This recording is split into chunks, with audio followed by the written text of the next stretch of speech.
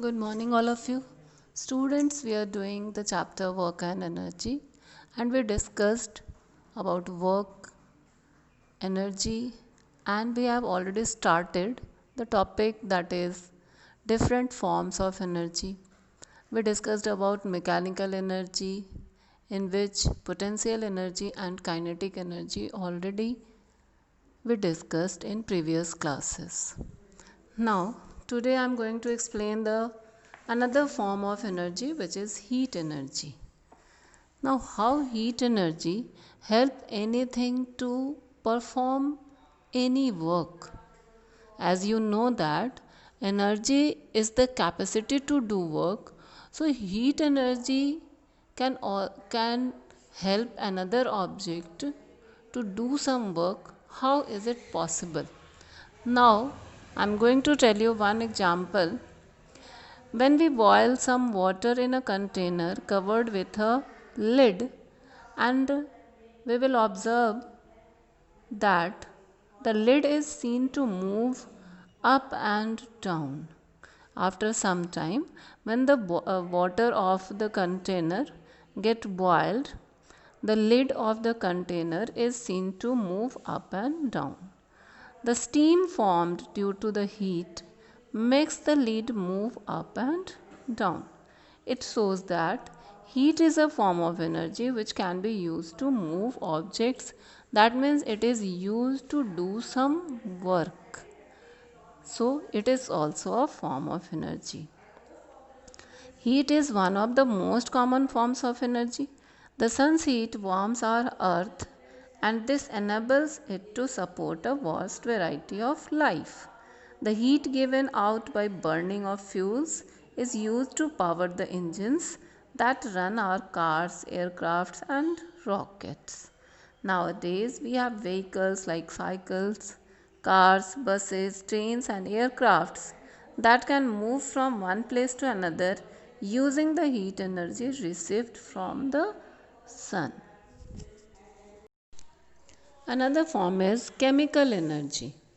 When we strike a matchstick against a specific portion of a matchbox, something happened there.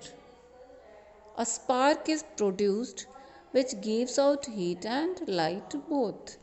In other words, the material used on the matchstick produces energy when it strikes against the matchbox, and this energy is called chemical energy, which is stored in the material from which the matchstick and the matchbox is made.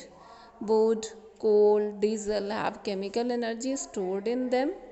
Chemical energy stored in a battery is often used to light up a torch.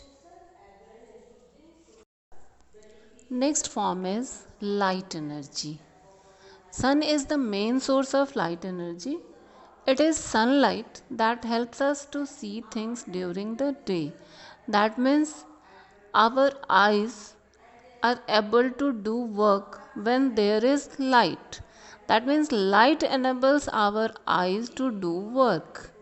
Light energy of the sun is used by green plants to make their food. All of you know that green plants use the energy of sun, light energy of sun, to prepare their food.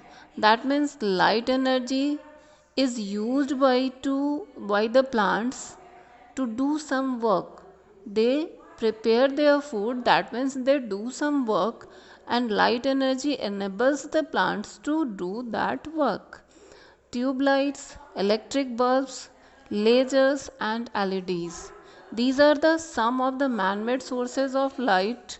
That means they produce light energy and which enables us to see the things or do different works. The next form of energy is sound energy. Sound is also a form of energy. It is produced when an object vibrates. For example, when we strike a drum with drumsticks, it vibrates and produces sound. That means sound is produced by an object when it vibrates. A sound produces a pleasing effect only when it is not too loud and is musical in nature. and it is unpleasant if it is very loud. A loud and noisy sound produces a jarring and disturbing effect on us, and that can be harmful for us also. Next is electrical energy. It is now difficult for all of us to imagine a life without electricity. Not a single work can be done without electricity. We use different devices in our daily life, and all those devices depend upon electricity. In our day to day life, electricity is used to run different electrical appliances like fans, LEDs, tube lights, and motors. We use electric energy to produce heat, light, sound, and motion in different devices. For example, we use electric energy in a geyser to get hot water. An electric bulb lights up when an electric current flows through it. An electric bell produces sound when electricity flows through it. The motion of the blades of a fan on the wheels of an electric train is also due to electric energy. That means we depend upon this type of energy for different functions, for doing some work, for our entertainment, for our comfort. We are using electrical energy.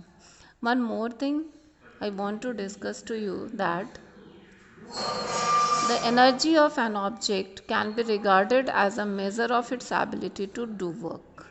Energy is available to us in nature in a number of different forms, and we can convert one form of energy into another. But we can neither create nor destroy energy. That means energy can not be created or destroyed. We only can convert one form of energy into another, and this is known as conservation of energy. Energy is neither created nor destroyed. We can only convert one form of energy to another, and this is known as conservation of energy. Principle of conservation of energy. So, students, we discussed different types of different forms of energy and their uses in our daily life. So, that's all for today. Thank you. Have a nice day.